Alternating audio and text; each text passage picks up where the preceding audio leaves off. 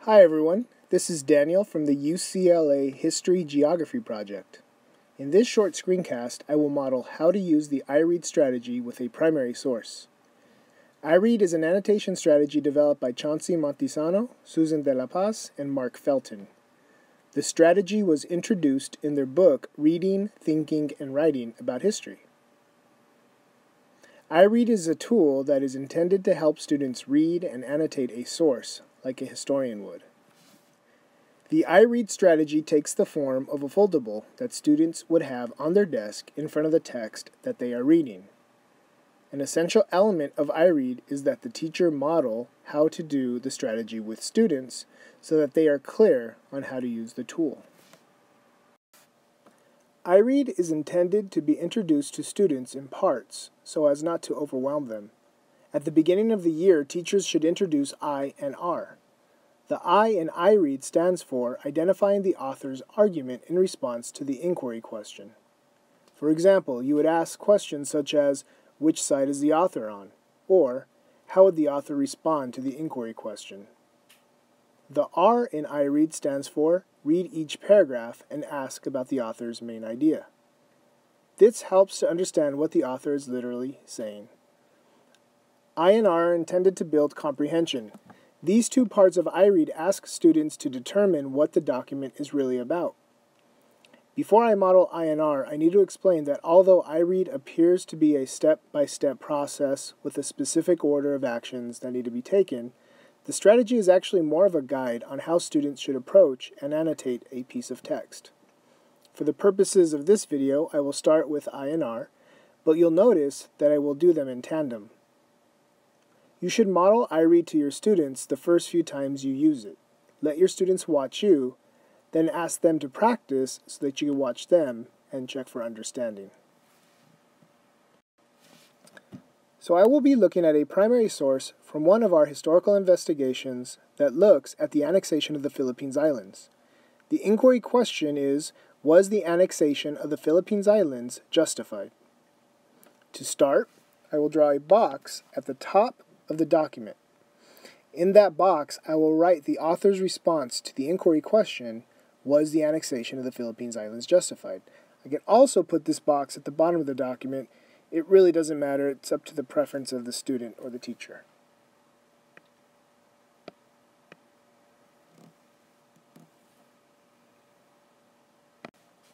As I read this document, I will try to determine what the author is saying in each paragraph.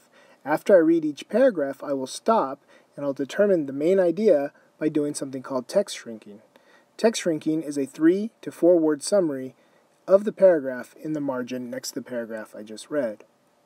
Once I'm done reading the document, I will then determine the author's response to the inquiry question. Now notice I'm not going to go in the order of I and R, and that's okay. For now, I will also skip the source. This may feel unnatural, and in fact, you may want to have your students start with the source. That's also okay. There is not a correct order to follow with the IREAD strategy. Let's go ahead and read the first paragraph. The truth is, I didn't want the Philippines, and when they came to us as a gift from the gods, I did not know what to do with them. When the Spanish War broke out, Dewey, who was Admiral of the U.S. Navy, was at Hong Kong, and I ordered him to go to Manila and to capture or destroy the Spanish fleet. And so he had to destroy the Spanish fleet, and did it. But that was as far as I had thought then. Okay. It appears that, initially, the president was not interested in colonizing the Philippines.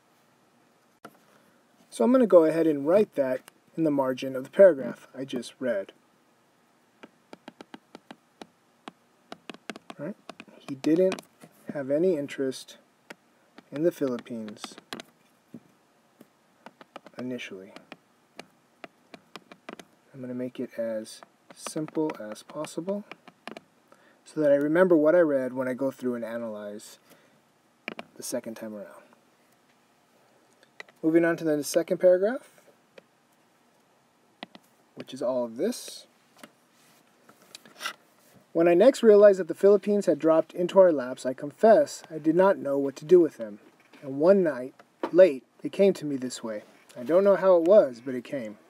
One, that we should not give them back to Spain. That would be cowardly and dishonorable. 2, that we could not turn them over to France and Germany, our commercial rivals in the Orient. That would be bad business and discreditable. 3, that we could not leave them to themselves. They were unfit for self-government, and they would soon have anarchy and misrule over there worse than Spain's was. And 4th, that there was nothing left for us to do but to take them all and to educate the Filipinos and uplift and civilize and Christianize them, and by God's grace do the very best we could by them, as our fellow men for whom Christ also died. And then I went to bed, and went to sleep, and slept soundly. And the next morning I sent for the chief engineer of the War Department, our map maker, and told him to put the Philippines on the map of the United States. Okay, so we've just read this primary source. So clearly, the author thinks that he had no choice but to go ahead and annex the Philippines. So I'm going to go ahead and shrink the text for this paragraph.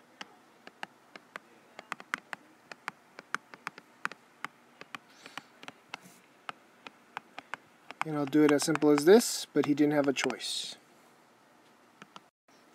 We're going to go ahead and go back to the box that we drew at the beginning of this video.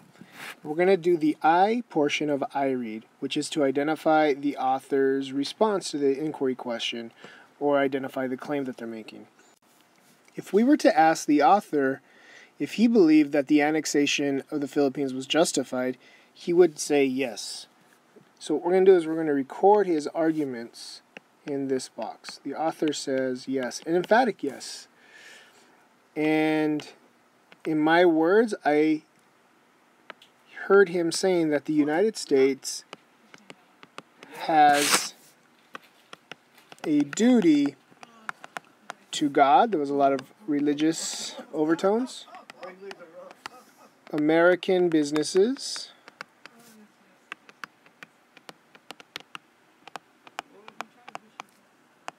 And, excuse my writing, the Filipino people. Right? Because he made an argument that it was just as much for them as it was for the United States.